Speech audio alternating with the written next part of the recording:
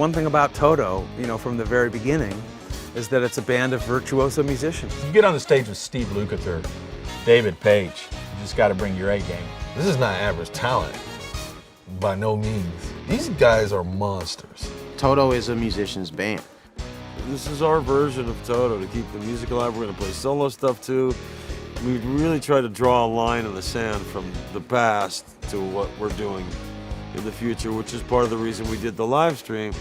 We're starting fresh as the greatest homage to the people that have ever been in the band. Till the end, your name will touch my lips like prayer. I'm David Page, and I play keyboard. Meet you all the way. Hello, my name is Joseph Williams, and I play the voice. All the way. Rosanna, yeah. Hey, this is Steve Lukather.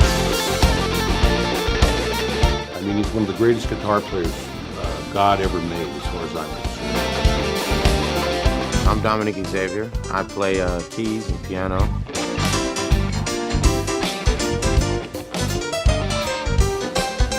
I'm John Pierce, and I'm the latest bass player in Toto.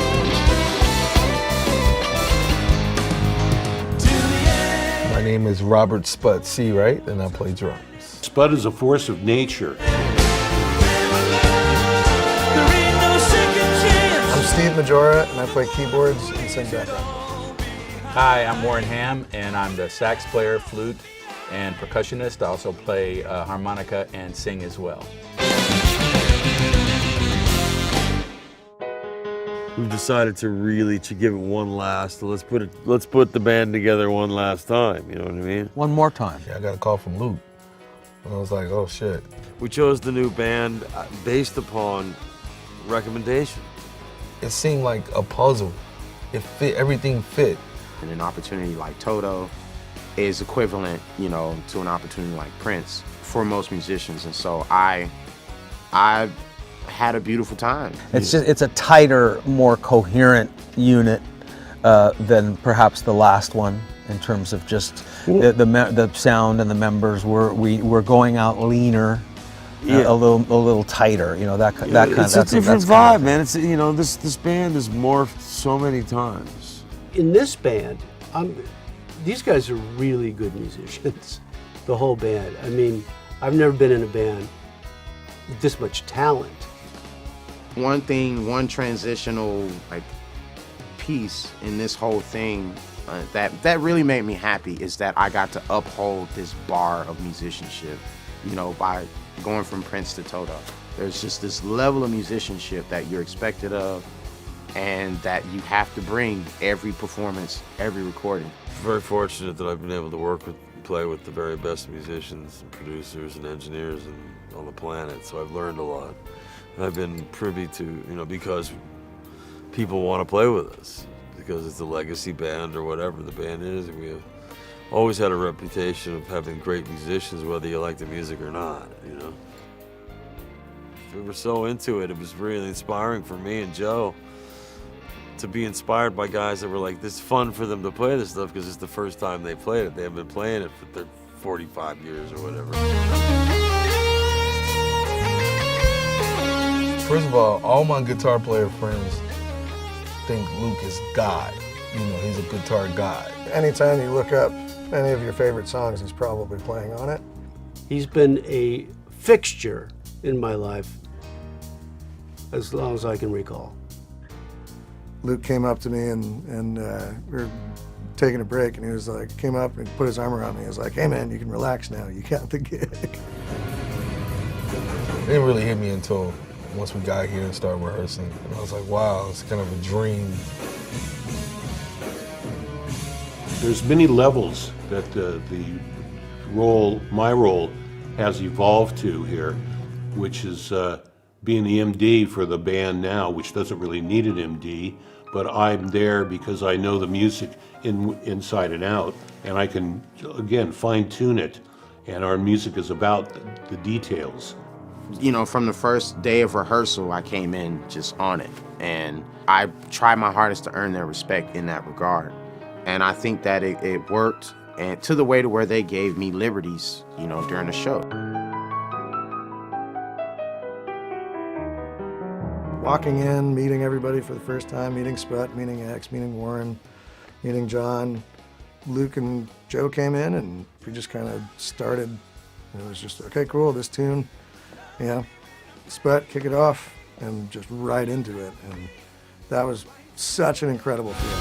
Love me when I call your name, yeah. Steve was on it when he showed up. He's, you know, two-handed guy. It's almost like he's got a third hand in there somewhere. Such a kind game. The basic idea is that each new guy, you know, brings their own thing to it and stuff, and that they're not just, you know, people to sound like or replace. We didn't previous audition people. a bunch of people, in other words. We knew exactly who we wanted. You know, And it wasn't hard to locate. My first interaction with joining Toto was warm, funny, and just golden. The way that we differentiate the parts, X is covering most of the David Page parts, and I'm covering most of the Steve Porcaro parts. So I'm doing a lot of synth stuff and doubling of horns with Warren. When you're actually doing it, you go, wow, I wonder, how is this gonna translate? How is this gonna, you know, be received? Our musical arrangements were very intricate.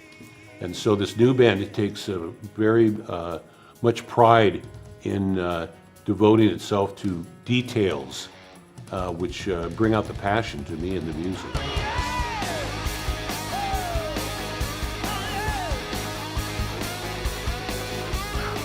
okay, these guys make sense on paper. Let's see what it sounds like. Let's see if we all get on as people, as personalities, because half the gig is you got to hang out with these people.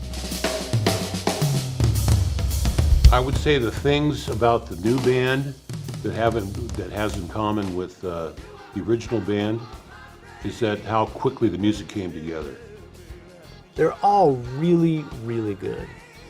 I was blessed enough to be in this group of guys that pay attention to musicianship and that celebrate it and culture it in a way that can be presented to its fans in the right way, rather than suppress it and make you feel less than.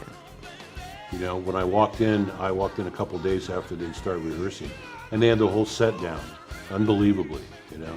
And that's quite a feat to master our set in that amount of time, being new players to it.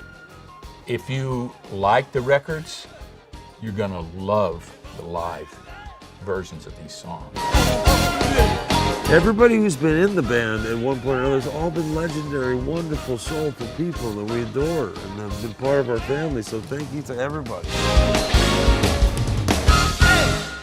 I think Luke really trusted his gut on a lot of the decisions made for this new band. He was just like, well, I think it should go this way, and this is how we're gonna do it.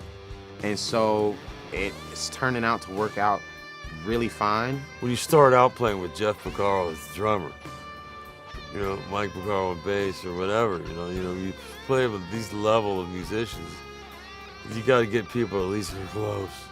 There's like, you know, we could train anybody to cover the parts, but we really want to make sure that, you know, we can be on the road with you for, you know, year after year after year. Now, musically, we knew everybody was capable, but, you know, sometimes you throw a gumbo together and it tastes good, and sometimes it's a mess. So I think it's the first time we got through the set, you know, and I realized that, like, this is gonna work.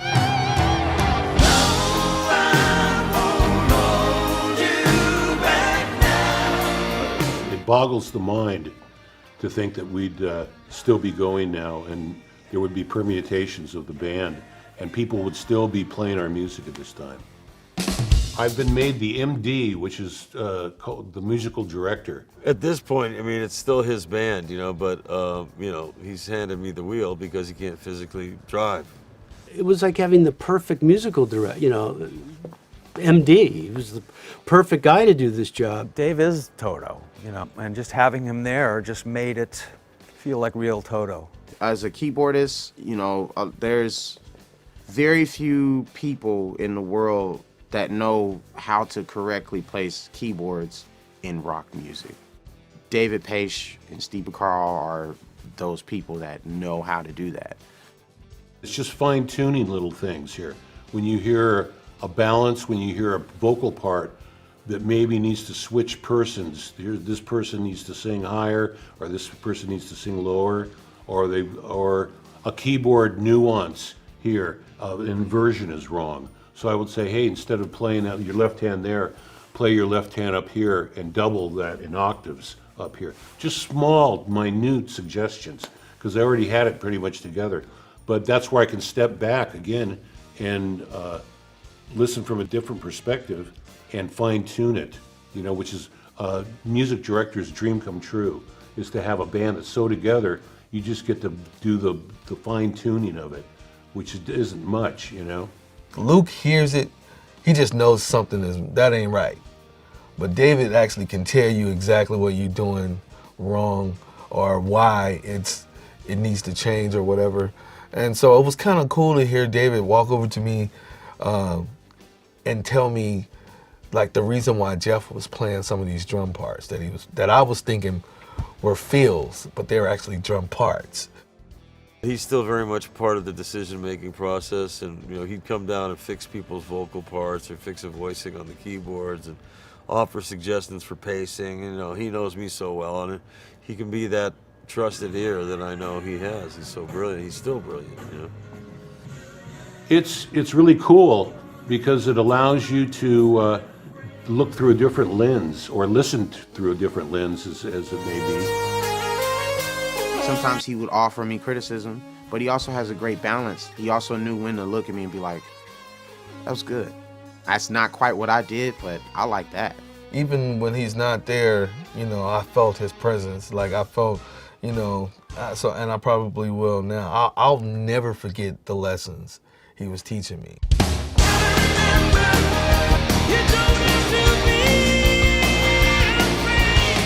And be like a kind of a Quincy Jones where you can stand back and look at it like you are a record producer or even a fan. I get to fine tune, but I allow people a lot of freedom to change the arrangements. And everybody's way into anything that's a little bit different, because without change, you just stand still. You know, you're moving backwards. I just sit there and kind of go, give everybody thumbs up, sounds great, next tune.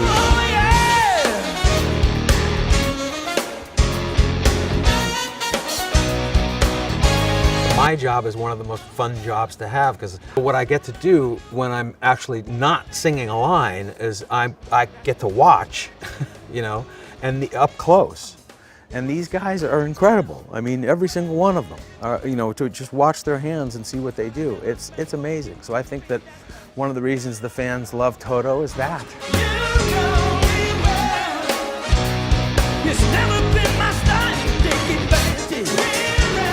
I work with a lot of singers, and I rarely see that kind of control and consistency. Joe's brilliant on all levels. Your name will touch my lips like prayer.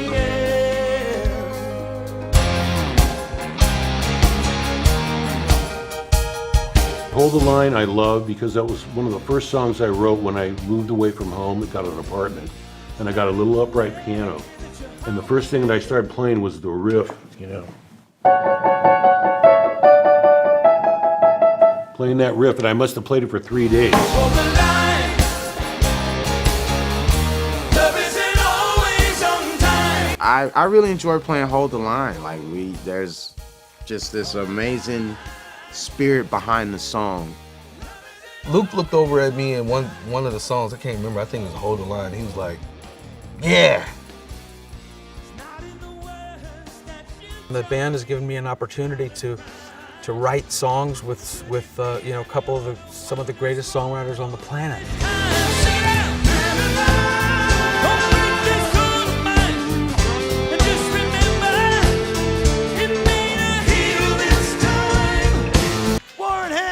Warren Ham, I first met prior to the Toto days because his brother Bill was the guitar player in the Sonny and Cher rhythm section with myself, Jeff Porcaro, and David Hungate. Warren has never played the wrong shit, and he's never sung the wrong shit. Like that dude is he just does it right. Every band in the world needs Warren Ham. Plays anything and sings his ass off. Huge asset to the band, vocally and instrumentally, and he's also one of the sweetest guys on earth. My favorite one to perform is a song that Bobby Kimball wrote called You Are the Flower, which was from the very first record.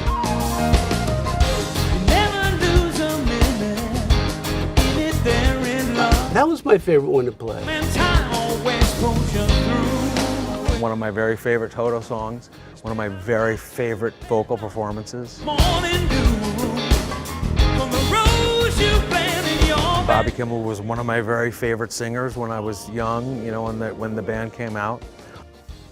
I wanted to do the song in this particular show just because I love it so much, but also just as a way to, you know, just tell the audience that we love him and we don't forget how great he was, and he was the guy, you know, he was the Sean Connery of this band, you know what I mean? So, you know, this is my way of just, you know, reminding people of that and singing what to me is one of the best Toto songs out there. You are the flower for my rain.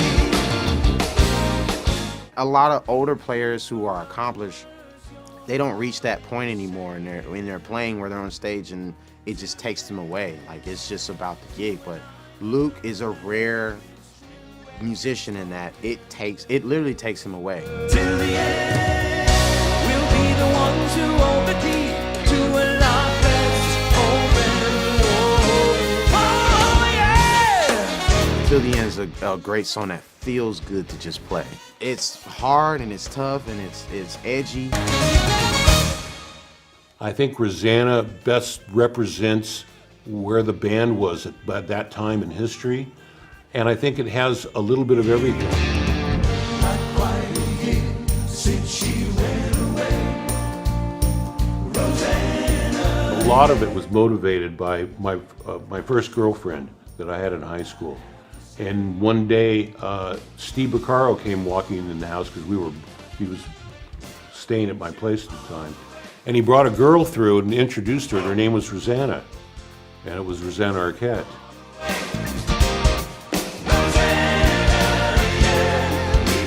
I was just the name I was looking for to hook it. My dad had done an album with Ray Charles featuring all girls' names. So I thought, wow, this would be kind of trendy or hip to follow in the footsteps. And so I called it Rosanna, and I already had those chords there. All I had to do was place that name on top, and it magically fit. Parts of it that paid tribute to the Philly sound in our B section, which we tip our hats to that amazing sound.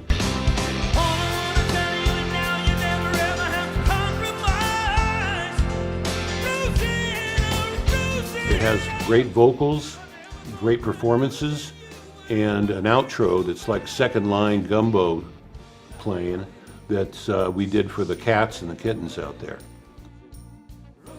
You know, the year we won Rosanna was Record of the Year.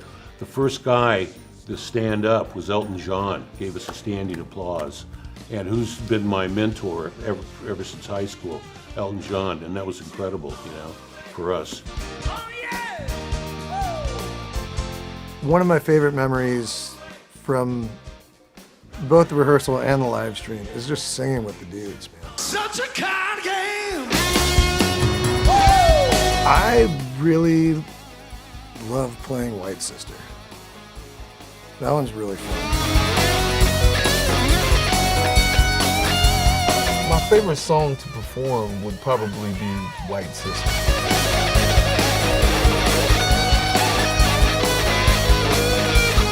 The song is just a rocker, right? And then you get these great vocal stacks, and I'm playing synth stuff in between. Do you love me, White Sister?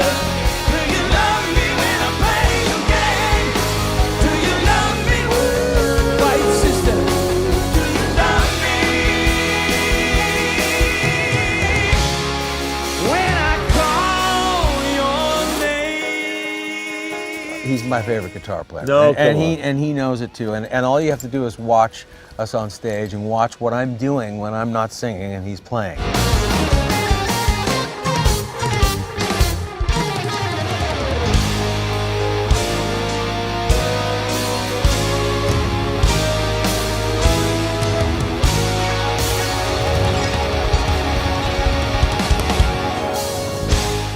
Stop Loving You is one of my favorite songs. I get to play alto sax and percussion on that.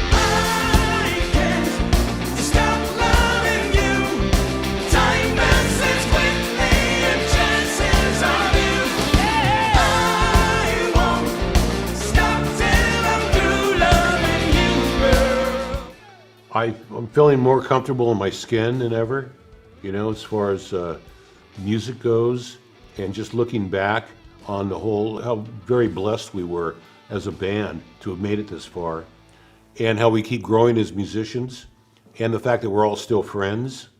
What would you do if I sang out of tune? Would you stand up and walk out on me? It's a beautiful song to begin with, but I think it really, the meaning of the song really stands out for after a year like 2020. Oh, I get by with help from my friends. I need help from my friends. I need help from my friends. The lyrics are great, and the message is great. You know, Ringo's message is love and peace. Simple but profound. Back in the day when we had our high school band, one of the first songs I ever arranged for that high school band was Little Help from My Friends. I got to arrange it. So we used it as a closing song back then in high school to some of our concerts, because we loved the Joe Cocker version so much. And the Beatles were, you know, Sgt. Pepper is my favorite album.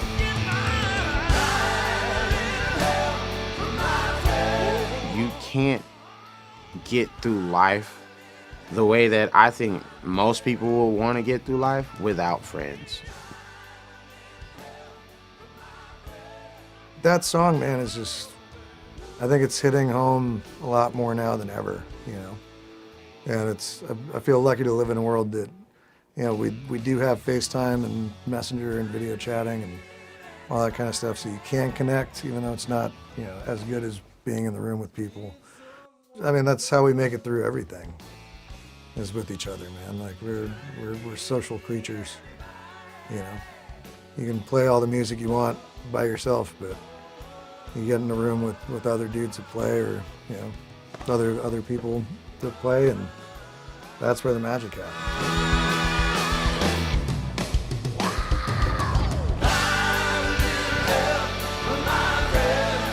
And you need help from other people. And also, you know, sometimes you will lose yourself and you can't pull yourself out of that hole. And having your friends there and having people who know you and know who you were, but also know who you have the potential to be, but also know exactly where you are. Having people who have those 3 different perspectives about you, past, present, and future. That's something that you can't really put into words in terms of how necessary it is, because, you know, people are necessary, you know. On every level of your life, people are necessary. And the minute that you forget that is the minute that you're lost.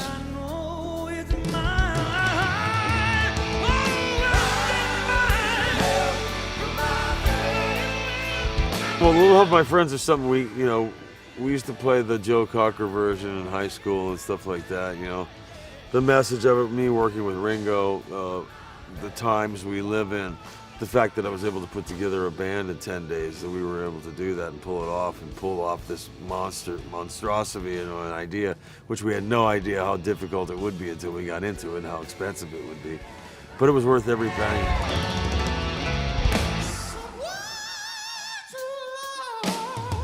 The world needs healing right now, so I think it's an apropos closer to the show.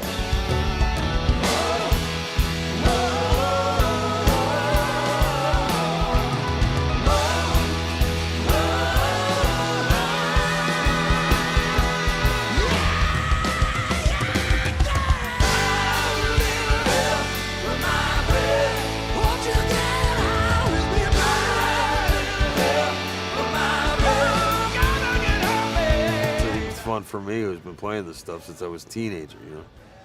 So, I mean, I feel great about our choices, and I think we got a big future, given the opportunity, depending on God please bless as we can get these vaccines out and get back to work. Going almost a year without playing on a stage, that was gratifying enough for me, you know. And then for it to be on that level with this group of people was even extra, you know, the icing on top. So It's been an uphill battle, so our success is sweet, you know, that we can taste it again. You know, how many bands get a second shot like this? You know? And we've spent the last year working together, you know, incredibly closely, almost on a daily basis. I have a big future. It's planned out, tours booked, tickets on sale, band ready.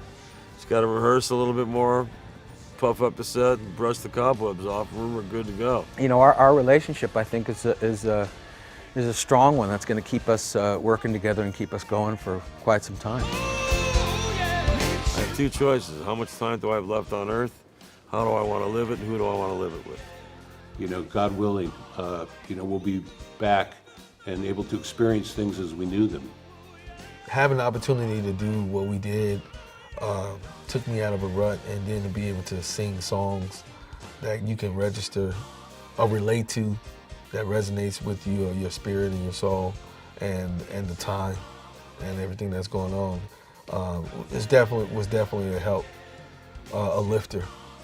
Just be on stage with these gentlemen in front of a crowd, you know, regardless of the size, but knowing these guys, it's going to be some pretty epic shows. So I'm pumped, man. I'm ready for whatever gets thrown my way. I hope it's sooner than later, because people they're ready to get out, go to a show. I think the thing I miss most is just hugging people and being around people, mass gatherings, and not being afraid. There's a sense of fear that I cannot wait to be diminished. Live music really touches people. I'm real excited about it. I think the new band is infused with a lot of energy, and if, you know, God willing, we'll all stay healthy and get the vaccine and move on into 2021 and beyond that, you know, and do more great things with Toto. I'm really looking forward to it. I'm just looking forward to, you know, the opportunity to be able to go back and to just grow together, and the music get better and better and better. Our camaraderie and our chemistry grow and get better and better. Yeah, I'm looking forward to that.